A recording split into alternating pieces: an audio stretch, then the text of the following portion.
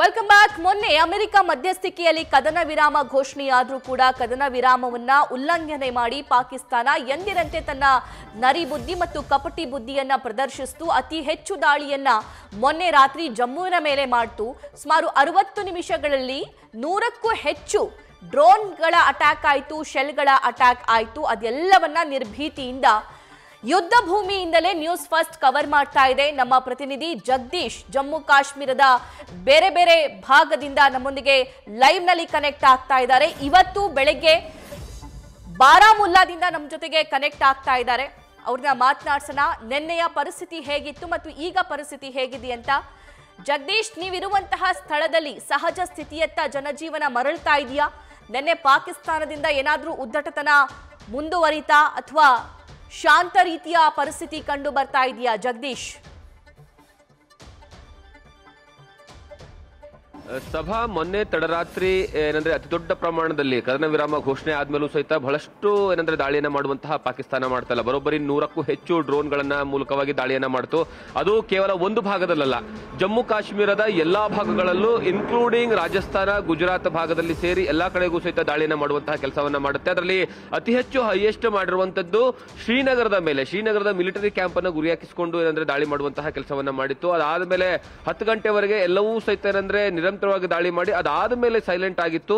ಅದಾದ್ಮೇಲೆ ನಿನ್ನೆ ಇಡೀ ದಿನ ಎಲ್ಲೂ ಸಹಿತ ಏನಂದ್ರೆ ದಾಳಿ ಮಾಡುವಂತಹ ಏನಂದ್ರೆ ಪ್ರಸಂಗ ಬಂದಿಲ್ಲ, ದಾಳಿ ಮಾಡುವಂತಹ ಘಟನೆಗಳ ವರದಿ ಎಲ್ಲೂ ಸಹಿತ ಆಗಿಲ್ಲ.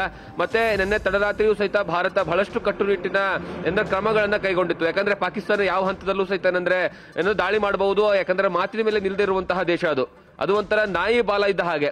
ಹಾಗಾಗಿ ಅಂತಹ ಪಾಕಿಸ್ತಾನವನ್ನ ನಂಬುವಂತಹ ಪರಿಸ್ಥಿತಿಯಲ್ಲಿ ಭಾರತ ಇರಲಿಲ್ಲ. ನಿನ್ನೆ ತಡರಾತ್ರಿಯೂ ಸಹಿತ ಬಹುತೇಕ ರಾಜಸ್ಥಾನದ ಜಿಲ್ಲೆಗಳಲ್ಲಿ, ಗಡಿಭಾಗದಲ್ಲಿ ಬರುವಂತಹ ಜಿಲ್ಲೆಗಳಾಗಿರ್ಬೋದು ಅಥವಾ ಜಮ್ಮು ಕಾಶ್ಮೀರದ ಹಳ್ಳಿಗಳಲ್ಲಾಗಿರ್ಬೋದು, ಎಲ್ಲಾ ಕಡೆನೂ ಸಹಿತ ಪೂರ್ತಿಯಾಗಿ ಅಂದ್ರೆ ಬ್ಲಾಕ್ಔಟ್ ಮಾಡುವಂತಹ ಕೆಲಸವನ್ನ ಮಾಡಿದ್ರು. 8 ಗಂಟೆಯಿಂದ ರಾತ್ರಿ 11 ಗಂಟೆವರೆಗೆ ಪೂರ್ತಿಯಾಗಿ ಬ್ಲಾಕ್ಔಟ್ ಆಗಿತ್ತು. ಯಾವ ಅಂಗಡಿ ಮುಗ್ಗಟ್ಟುಗಳಲ್ಲೂ ಸಹಿತ ಅಂದ್ರೆ ಓಪನ್ ಆಗಿರಲಿಲ್ಲ, ಯಾವ ಮನೆಗಳಲ್ಲೂ ಲೈಟ್ ಆನ್ ಆಗಿರಲಿಲ್ಲ. ಇಡೀ ನಗರವೇ ಪೂರ್ತಿಯಾಗಿ ಕರೆಂಟ್ ಅನ್ನ ಪವರ್ ಕಟ್ ಮಾಡುವಂತಹ ಕೆಲಸವನ್ನ ಮಾಡಿದ್ರು ಸೇಫರ್ ಸೈಡ್ಗೆ. ಅದಾದ್ಮೇಲೆ ನಾನಿರುವಂತಹ ಸ್ಥಳ ಈಗ ಬಾರಾಮುಲ್ಲಾ ಕೇವಲ ಇಲ್ಲಿಂದ ಏನಂದ್ರೆ ಗಡಿ ಭಾಗದಿಂದ ಬಹಳಷ್ಟು ಹತ್ತಿರ ಇರುವಂತಹ ಜಿಲ್ಲೆಗಳಲ್ಲಿ ಇದು ಒಂದು. ಹಾಗಾಗಿ ಪಿಒಕೆ ಮತ್ತೇನಂದ್ರೆ ಪಾಕ್ ಆಕ್ಯುಪೈಡ್ ಕಾಶ್ಮೀರದ ಗಡಿಭಾಗ ಏನಿದೆಯಲ್ಲ, ಆ ಗಡಿಭಾಗ ಭಾರತ ಮತ್ತೆ ಪಾಕಿಸ್ತಾನ ಗಡಿಭಾಗದ ಏನಂದ್ರೆ ಬಹಳಷ್ಟು ಹತ್ತಿರ ಇರುವಂತಹ ಜಿಲ್ಲೆಯ ನಗರ ಪ್ರದೇಶಗಳಲ್ಲಿ ಬಾರಾಮುಲ್ಲಾವು ಸಹಿತ ಒಂದು. ಯಾಕಂದ್ರೆ ನಾವು ಇಲ್ಲಿ ಬಂದಿದ್ದೇನಕ್ಕೆ, ಇಲ್ಲಿಂದ ರಿಪೋರ್ಟ್ ಮಾಡಬೇಕು ಅಂತದ್ದು. ತಡರಾತ್ರಿ ಏನಾದ್ರೂ ಏನಂದ್ರೆ ದೊಡ್ಡ ಮಟ್ಟದಲ್ಲಿ ದಾಳಿ ಆದ್ರೆ ಈ ಭಾಗದಲ್ಲಿ ಹೆಚ್ಚಿನ ಎಫೆಕ್ಟ್ ಗಳಾಗುತ್ತೆ. ನೀವು ಕಳೆದ ಬಹಳಷ್ಟು ದಿವಸಗಳಿಂದ ನೋಡ್ತಾ ಇದ್ರೆ ಯಾವಾಗ ದಾಳಿ ಆಗೋಕೆ ಶುರು ಆಗುತ್ತಲ್ಲ, ದಾಳಿ ಆಗೋಕೆ ಶುರುವಾಗಿದ್ದ ಸಂದರ್ಭದಿಂದನೂ ಸಹಿತ ಅತಿ ಹೆಚ್ಚಿನ ಪ್ರಮಾಣದಲ್ಲಿ ಎಫೆಕ್ಟ್ ಆಗಿರುವಂತದ್ದೇ ಬಾರಾಮುಲ್ಲಾ ಜಿಲ್ಲೆಯ ಉರಿ ಪ್ರದೇಶ ಆಗಿರ್ಬೋದು ಅಥವಾ ಇಲ್ಲಿರುವಂತಹ ಹಳ್ಳಿಗಳ ಪ್ರದೇಶಗಳಾಗಿರ್ಬೋದು. ಇಲ್ಲಿ ಬರೋಬ್ಬರಿ 112ರಿಂದ 150ಕ್ಕೂ ಹೆಚ್ಚು ಹಳ್ಳಿಗಳನ್ನ, ಗಡಿಭಾಗದಲ್ಲಿರುವ ಹಳ್ಳಿಗಳನ್ನ ಬೇರೆ ಕಡೆಗೆ ಸ್ಥಳಾಂತರ ಮಾಡುವಂತಹ ಕೆಲಸವನ್ನ ಮಾಡಿದ್ದಾರೆ. ಅವರ ಜನರನ್ನ ಪೂರ್ತಿ ಏನಂದ್ರೆ ಸೇಫೆಸ್ಟ್ ಪ್ಲೇಸ್ ಗಳಿಗೆ ಕರ್ಕೊಂಡ್ ಬರುವಂತಹ ಕೆಲಸವನ್ನ ಮಾಡಿದ್ದಾರೆ. ನ್ಯೂಸ್ ಫಸ್ಟ್ ಅಲ್ಲಿಯೂ ಹೋಗಿ ನಿನ್ನೆ ರಿಪೋರ್ಟ್ ಮಾಡುವಂತಹ ಕೆಲಸವನ್ನ ಮಾಡಿತ್ತು. ಅಲ್ಲಿನ ಪರಿಸ್ಥಿತಿ ಏನಿದೆ, ಹಳ್ಳಿಗಳ ಪರಿಸ್ಥಿತಿ ಏನಿದೆ, ಅದರ ಜೊತೆಗೆ ಅಲ್ಲಿರುವಂತಹ ಜನರನ್ನ ಯಾವ ಕಡೆ ಸ್ಥಳಾಂತರ ಮಾಡಿದ್ದಾರೆ ಅನ್ನುವಂತಹ ವಿಚಾರಗಳನ್ನ, ಜನರ ಏನಂದ್ರೆ ಅಹವಾಲನ್ನ, ಜನರ ತೊಂದರೆಗಳನ್ನ, ಅವರು ಅನುಭವಿಸಿರುವಂತಹ ಕಷ್ಟಗಳನ್ನ ಗ್ರೌಂಡ್ ರಿಪೋರ್ಟ್ ಮಾಡುವಂತಹ ಕೆಲಸವನ್ನ ನ್ಯೂಸ್ ಫಸ್ಟ್ ಮಾಡ್ತಾ ಇತ್ತು. ಮತ್ತೆ ಇವತ್ತು ಸಹಿತ ನಾವು ಮತ್ತೆ ಏನಂದ್ರೆ ಗ್ರೌಂಡ್ಗೆ ಹೋಗ್ತೀವಿ, ಅಲ್ಲೂ ಸಹಿತ ಏನಿದೆ ಇವತ್ತಿನ ಪರಿಸ್ಥಿತಿ ಅನ್ನುವಂಥದ್ದನ್ನ ಮಾಹಿತಿ ಕೊಡುವಂತಹ ಕೆಲಸವನ್ನ ಮಾಡ್ತೀವಿ. ಕದನ ವಿರಾಮ ಏನಂದ್ರೆ ಘೋಷಣೆ ಆದ್ಮೇಲೆ ಮೊನ್ನೆ ಭಾರತ ಮತ್ತೆ ಪಾಕಿಸ್ತಾನ ಕದನ ವಿರಾಮ ಘೋಷಣೆ ಆಯ್ತು 5 ಗಂಟೆಗೆ. ಅದಾದ್ಮೇಲೆ ಬಹಳಷ್ಟು ಜನ ಹಳ್ಳಿಗಳಿಗೆ ಹೋಗಿದ್ರು. ಆದ್ರೆ ಆ ಹಳ್ಳಿಗೆ ಹೋದಂತಹ ಸಂದರ್ಭದಲ್ಲಿ ದಾಳಿಯನ್ನ ಆಗುತ್ತೆ ನಿರಂತರವಾಗಿ. ಅದಕ್ಕಾಗಿ ಏನಂದ್ರೆ ನಿನ್ನೆ ಮತ್ತೆ ಅವ್ರನ್ನ ವಾಪಸ್ ಕರ್ಕೊಂಡ್ ಬರಲಾಗಿತ್ತು. ಅದಾದ್ಮೇಲೆ ಮುಂದಿನ 3 ದಿವಸಗಳ ಕಾಲ ರೆಡ್ ಅಲರ್ಟ್ ಅನ್ನು ಘೋಷಣೆ ಮಾಡಲಾಗಿದೆ. ರೆಡ್ ಅಲರ್ಟ್ ಅಂದ್ರೆ ಏನು, ಯಾವುದೇ ಕಾರಣಕ್ಕೂ ಸಹಿತ ಹಳ್ಳಿಗಳಿಗೆ ಜನರು ಹೋಗಬಾರ್ದು, ಗಡಿ ಭಾಗಕ್ಕೆ ಜನರು ಹೋಗಬಾರ್ದು, ಮತ್ತೆ ಅದರ ಜೊತೆಗೆ ಸೇಫೆಸ್ಟ್ ಪ್ಲೇಸ್ ಗಳಲ್ಲಿ ಇರಬೇಕು ಅಂತ. ನಿನ್ನೆ ಬಹಳಷ್ಟು ಜನ ವಾಪಸ್ ತಮ್ಮ ಹಳ್ಳಿಗಳಿಗೆ ಹೋಗ್ತಾ ಇದ್ರು. ಆದ್ರೆ ಎಲ್ಲರನ್ನ ತಡೆದು ಯಾವುದೇ ಕಾರಣಕ್ಕೂ ಸಹಿತ ತಮ್ಮ ಹಳ್ಳಿಗಳಿಗೆ ಹೋಗದೇ ರೀತಿಯಲ್ಲಿ ಏನಂದ್ರೆ ಇಲ್ಲಿರುವಂತಹ ಸೇನೆ ಮತ್ತೆ ಜೆಕೆ ಪೊಲೀಸ್ ಎರಡೂ ಸಹಿತ ಏನಂದ್ರೆ ಅವ್ರನ್ನ ತಡೆಯುವಂತಹ ಕೆಲಸವನ್ನ ಮಾಡ್ತು ಮುಂದಿನ 3 ದಿವಸಗಳ ಕಾಲ. ಯಾಕಂದ್ರೆ ಇವತ್ತು ಬಹಳಷ್ಟು ಮಹತ್ವದಂತಹ ಸಭೆ ಇದೆಯಲ್ಲ, ಭಾರತ ಮತ್ತೆ ಪಾಕಿಸ್ತಾನದ ಡಿಜಿಎಂಒಗಳ ಸಭೆ.